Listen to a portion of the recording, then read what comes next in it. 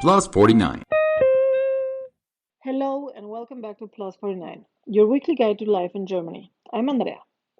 January is still settling in now. The festive lights are gone, the days are still short and dark and slippery, and real life is very much back on the agenda. But before winter completely tightens its grip, Germany is already warming up for one of its loudest, weirdest, and most beloved traditions. I'm just saying, Carnival. Today in the news, we're diving into the ongoing debate around lifestyle Teilzeit. The idea that younger workers are choosing reduced hours for quality of life rather than career acceleration. And we'll pair it with another hot topic, where Germany is suddenly talking about productivity, performance, and whether the country is still competitive enough. They still are talking about it. In culture, we're turning our attention to Carnival, what it actually means, why it matters, and how this chaotic season fits into German identity, especially if you didn't grow up with it. And later in the show, of course, we'll have our interview of the week with Chiemela. Let's start with the news. First things first, the debate around lifestyle titled. The term has been popping up everywhere. From political talk shows to LinkedIn posts, it describes a growing group of mostly younger professionals who consciously choose to work only part time, not because they have to, but because they want to. Supporters argue that reduced hours lead to better mental health, higher long term productivity, and fewer burnouts. And also, it's more, your money is more worth it. But of course, there are critics, and they see it as a symbol of a declining work ethic. Some politicians and business leaders warn that Germany, already struggling with labor shortages, can't afford a widespread shift away from full time work. The numbers tell a more nuanced story. Germany already has one of the highest part time employment rates in Europe, especially among women. But what's new is the motivation. Less family necessity, more life design. If this is true, we'll see. The debate touches a nerve because it raises a bigger question. What should work actually look like in a modern society? And that leads directly to our second story, Germany's renewed productivity anxiety. Recent economic forecasts show weak growth, and public discourse has shifted toward competitiveness, efficiency, and performance. Some voices are calling for longer working hours, fewer public holidays, and even a rollback of remote work flexibility. Others push back, pointing out that productivity isn't just about hours logged, but about systems, about tools, and, of course, about leadership. And the clash between these two narratives, work less but better versus work more to stay competitive, is shaping how Germany talks about its economic future in this 2026. If you're new to Germany, Carnival can feel confusing, to say the least. One minute it's January, everyone's serious, everyone's tired, everyone's like wanting to get over January. And all of a sudden, people are dressed. They are pirates, clowns, bananas, bees, and they start drinking beer at 10 o'clock on a Thursday. Carnival, also known as Fasching, depending on the region, is deeply rooted in history. Traditionally, it marks the period before Lent, a final celebration before 40 days of restraint. But culturally, it's much more than that. In places like Cologne, Düsseldorf, and Mainz, Carnival is about temporary chaos. Social hierarchies are inverted, politicians are mocked, rules are loosened, and people are encouraged to be loud, silly, and slightly inappropriate. Slightly, we can discuss about it.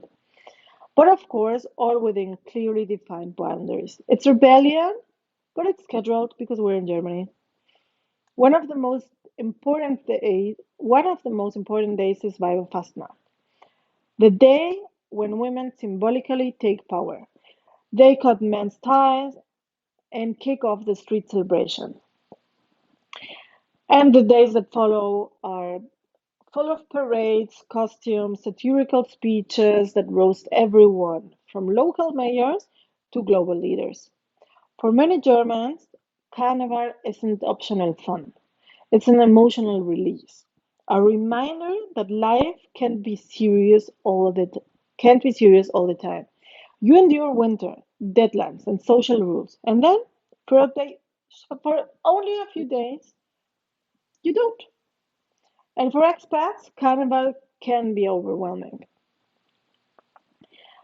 You're not expected to understand all the songs and all the jokes, but showing up would matter. For expats, Carnival can be overwhelming. You're not expected to understand all the songs and all the jokes, but I can recommend a minimal participation. A simple costume, a Pappnase, a hello or an laugh. Hello if you're in Düsseldorf, a laugh if you're in Cologne. Don't mix them up. You can get beaten up in the street. And a willingness to lean into the absurd. Just go with the flow. Think of Carnival as a pressure valve. It's messy, it's loud, and it's not for everyone, but it plays a real role in the how Germans or some Germans in the Rhine region above them all, they balance discipline with joy. And of course, coming up later in the show, we'll be talking to Chimala Ogu, our product leader with experience building and scaling digital products in complex global environments. Chiemela has worked across SaaS and automotive platforms, leading cross-functional teams to deliver products used by millions. And what stands out in his work is his ability to turn unclear problems into simple, practical solutions. And that in German. What's his mantra? Teamwork makes the dream work. Of course. And what happens outside work? Chimela reads and is a long distance runner. We'll talk about leadership, clarity, and what it really takes to build teams that work no matter the borders, the time zones, and the expectations. On this week's episode, we're having a conversation with one of the best names I've ever heard in a long time, and his name is Chiemela. Hello, Chiemela. Welcome. Hi, Sigrid. Thank you. Thank you. Pleasure to be here. Does your name have a specific meaning, suggestion, or anything? Yes, yes, it does. So Chiemela is actually a name from the eastern part of Nigeria. It means God has done well. So in Nigeria, there are a lot of variations to what it can mean. Okay, you hear some people say it means thank God, but I love the translation. God has done well. So that's what it means. Chiemela. Yes. Oh, that is a great name. Thank you. Definitely. And can people in Germany say it, or is it kind of a very complicated way? Yeah, I mean, people try, but because of the C, it comes out Chiemela. So there's the car sound with it. So most people call it Chiemela, but I also have, an alias that I tell them, oh, you can call me Chimex. It's shorter letters and it's a lot more easy. It's easier to pronounce, right? So I have a lot of people that call me Chimex at work, colleagues and all of that. Yeah. But they try their best to pronounce it. Well, in Mexico, they cannot say my name, and in Germany, they cannot say my last name. So I It's think okay. I'm just gonna find some another way of solution. Yeah, yeah. How Yeah, long have you been living in Germany? a little over 4 years. I moved here August 2021. Okay, what brought you to Germany? Because it probably wasn't the weather. Definitely not the weather. So I actually moved for work. I got an offer with a consulting company at the time. So yeah, it was an interesting offer, and for me, it was an opportunity to work in a different environment.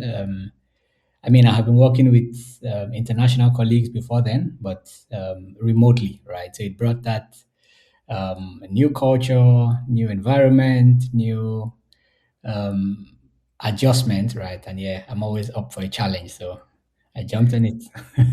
And Germany is certainly a challenge.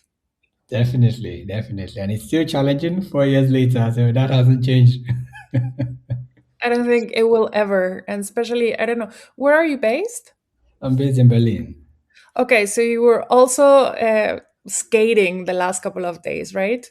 Unfortunately, not. I mean, I was seeing the pictures, but I just didn't, find the time to go and experience it myself. Yeah, but it I've was really I've nice. It's really I've been nice. here 15 years and I've never seen the leaves being icy. I was very impressed by that. Yeah, even I think today as well, right? It snowed and it's yeah quite dry and white and yeah. I mean, it's good. So I was in Wolfsburg for I think 3 years. I moved to Berlin somewhere around yeah 2024 thereabout. And I mean, it's been a different experience, right? Different experience here, but I'm liking it so far. Liking it so far. So you said that you were working a lot with international teams. Yes, yes, yes. Can is it different now that you're here in Germany? How you experience the German culture, the Mhm. situation in general? I mean, it's slightly different, but the fundamentals are still the same. So I had colleagues at the time, Indian colleagues, mostly, colleagues in the US as well. But I think the stark difference is in the culture of both regions, right? So here in Europe, I have been enjoying a lot more directness, right, from my colleagues. So when I compare that to the Indian colleagues I had, or the American colleagues, right? So it's been a lot more direct, and I'm someone who appreciates that kind of setting. So it's been interesting. It's been interesting so far. So I would say that's yes, one big significance or difference. Another one, of course, was learning to adapt my mode of conversation to suit my audience, right? Because in Nigeria there are a lot of yeah, the vocabulary is a bit we speak a bit fast. There are a lot of slangs in the conversation, and sometimes this also happens in the workplace, right? But coming here, you have colleagues that if you're not speaking really slow, they just can't understand what you're saying, right? So having to make all these adjustments, to make sure that when you're communicating, the other person understands what you're saying, right? So that was also another adjustment. But yeah, they've all been, I would say, positive adjustments. Yeah, quite frankly. And for the weather part, because we're Mm. still at the end of January, we still Mhm. have a couple of more months to go. Do you have any specific recommendation, suggestion for anybody who is maybe its first winter? Although the first winter is always very nice because it's new and it's great and it's interesting. And I think for the second Yeah, and the third, you're starting to hate it. Do you have anything that exactly. will bring sun into your heart? I mean, I would definitely say try to get a lot more active. Okay, do some activity, just get your body moving because the weather is already depressing, most days. So there has to be some activity that keeps you lively. I think one thing that I also had to get used to is, taking vitamin D tablets. That's something that I never did, back in my home country. But here, because of the lack of sun, all of those things. Yeah. So I would say definitely do some sports, some exercise, and of course, taking those tablets just to make sure that your vitamin levels are, at a good range, because the lower they get, the more depressing it becomes. And I faced that as well. In my first year, a lot of friends were telling me, "Oh, you need to do it." I'm like, "Nah, it's not that serious. It's not that serious." Still, I also got that mandate from a doctor. Then I said, okay, so it's really that important. So it's also something that first timers, sometimes neglect, and they think it's not that deep, but it's actually very important. Yeah. So, Chiemela, tell me, do you have friends from your home country? Are you here? Do you have a strong connection to your home country? Oh, yes, I do. Yes, I do. And I also have, I mean, we have a thriving Nigerian community here in Berlin. So that also helps. We organize events, meetups, yeah, fun activities.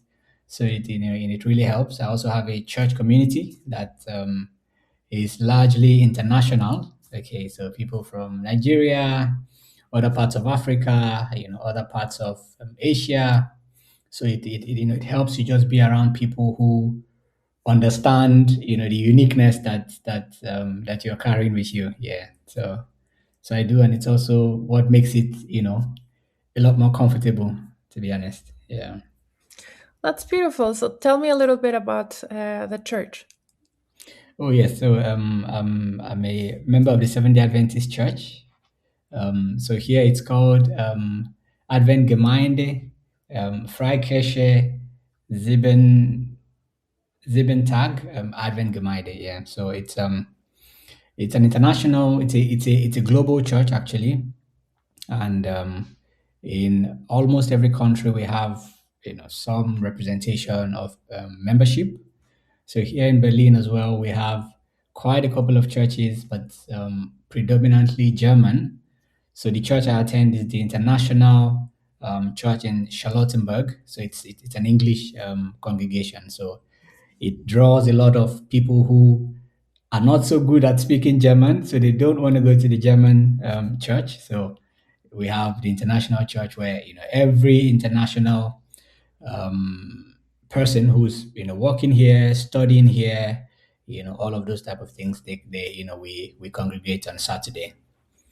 So the church also, our day of worship is Saturday. So that's when we meet at church. Yeah, And it is in English, right? in English, correct? That is very important to know. Yes, yes, yes. I agree. And about your work, what do you do here? So I work in product management. So I work as a senior product owner with an automotive company. I love that whenever someone tells me product management because I feel I have no idea what product management is. Yeah, that's fair. So I mean, it's very high level. Just to give a summary. So it's basically ensuring that users or customers, okay, the people who use things have the great experience, have a great experience using those things, right? So in the context of the automotive world, a product manager ensures that every part of the car that you're responsible for, customers are getting maximum value from it. So if you think about the infotainment in the car, so when you go in and you're able to connect Apple Play, to the car, or you're able to sign in and configure your music and all of those things. So that's a part of the whole experience of the car. Okay, so a product manager is in charge of that part of the car. So for me, for example, my product is I'm responsible for the warning lights that in a vehicle. Okay, so when you think of everything that shows on the dashboard that sends an alarm or a notification, I to a panic. Whenever that happens, I just panic. No, not true. exactly. So to make you not panic and to make sure that that issue is resolved as quickly as possible, so I manage a product that helps facilitate that process. Yeah, so basically, product managers just help understand customers' problem and work with those who are fixing those problems, and at the end, they confirm that yes, the real, the right problem has been solved or has been fixed. Yeah, Do you think that Germany is automated? not quite at all. I mean, in some areas, there's improvement. There's improvement. I remember coming here, I was struggling. I came with a load of cash because I was like, yeah, I don't know if I'll be able to use. I wasn't sure how much cash is king in this economy, but yeah, in that regard, I was pleasantly surprised that I didn't have to go everywhere, having to pay in cash and all of that. But I mean, there's still a few places where you still need that, but in that area, there's some automation. But when I think about the documentation part of things, so letters that come, all of those things, yeah, not quite. I hate opening my letterbox because I always know that it's gonna be a bad news. Yeah, yeah, yeah. So it's always, I had to, like, every year I have a process of shredding, you know, outdated letters for that year, and then I scan the ones that are relevant, store them in the drive. So it's like a yearly ritual, and yeah, it can be better, from the organization's point of view, right? So from the German side of things, so you save every person that stress. Although I have to admit that some point during the AI, at the beginning of ChatGPT, a couple of people from the diplomatic world told me that it it looks like we're going back to the facts, to the letters, because of the deep fake. Because if you think that everything can be now deep faked, Okay, fair point. Yeah. then the only thing that actually like keeps it real, it's to write things the old kind of way, to That's draw things the old kind of way. And if you realize that now, this next generation, in theory, 2026 in market research is that we're going to go analog, and things that might start to feel a little bit more chaotic and less stylish, and Mhm, mhm. maybe we might as well go back again into a little bit of this analog. Let's write each other letters. And I I mean, mean, I'm a millennial. Of course, I'm a millennial. So yeah. So I mean, it is a fair argument, right? But there are a ton of ways, that we can make sure we don't go back there, right? So I think digital certificates would help a lot.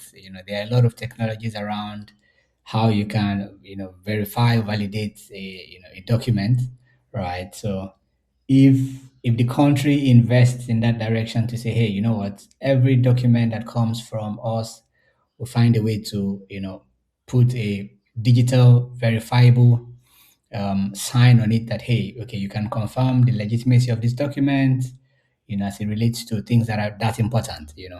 And when it's on a peer to peer level, you can devise a way of verification amongst yourself, right? Or with the person who's receiving the letter. Yeah, I mean, for me, any option is better than going back to to the one that we fast, right?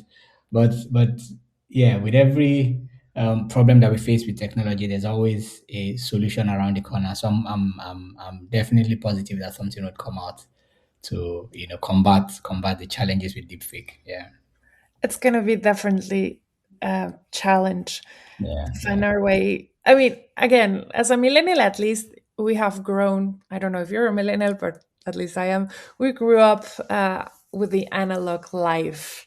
Hmm, So maybe, hmm. of course, coming to Germany and going back to the cash, and that you could not, at the beginning, I could not log into any Wi Fi without saying yes to everything, and Yeah, a lot of other things. So it wasn't that like weird for me. It was, was of course, familiar. it was familiar. But Yeah, when you think that the generation of my cousins or nephews that are 20, 25, they've never been offline for more than 5 days. And that's even true. that's That's pushing true. it. It's already So long. Hmm, hmm. it's going to be interesting. So before we leave you, What's your favorite thing about living in Germany? Hmm, it's an interesting question. My favorite thing,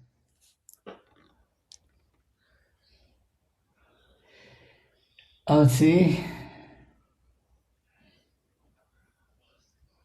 so there's some level of predictability, right, around how the system runs, right, and that's most times it's interesting.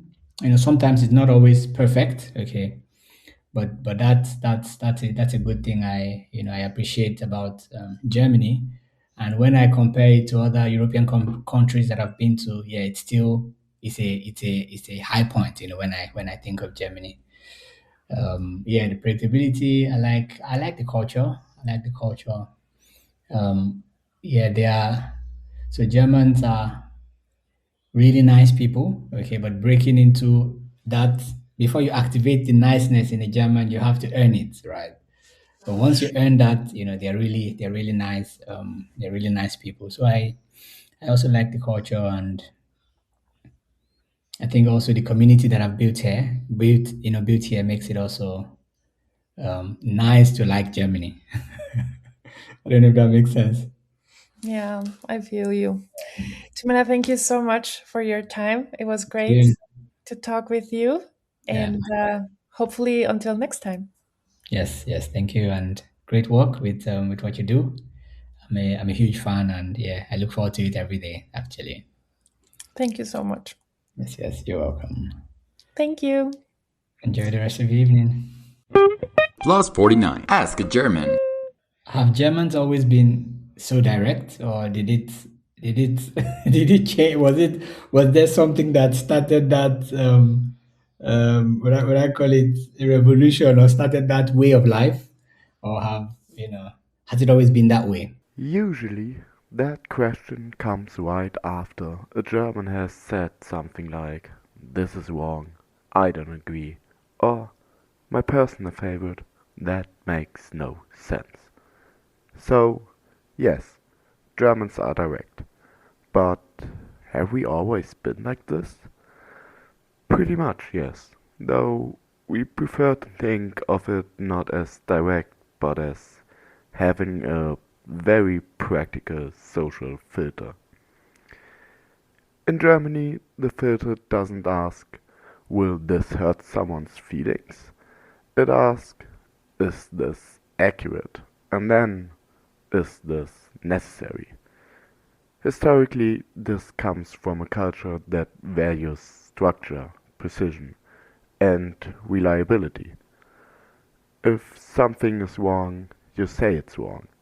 If a train is late, you don't say it's fashionably delayed. You say it is 6 minutes late, and this is unacceptable. Of course, the style has softened over time. We smile more now, we even do small talk, occasionally. But the core idea is still there. Honesty is polite. So, if a German tells you exactly what they think, don't panic. It's not anger, it's not hostility, it's just our social filter doing its job. We don't filter out opinions, we filter out confusion. And honestly, once you get used to it, it's quite refreshing. Thank you, people. And that's it for this week's episode of Plus 49. If you'd like a simple, friendly update on what's happening in Germany every morning, subscribe to our morning espresso at plus49.de. It's free and lands straight in your inbox. You can follow us on Instagram at plus_49. And if you have questions, story ideas, or tips, send us an email at info@plus49.de. I'm Andrea. Enjoy the chaos if carnival is your thing. Stay curious, and if it's not, we'll see you still next week on Plus 49. Thanks for listening.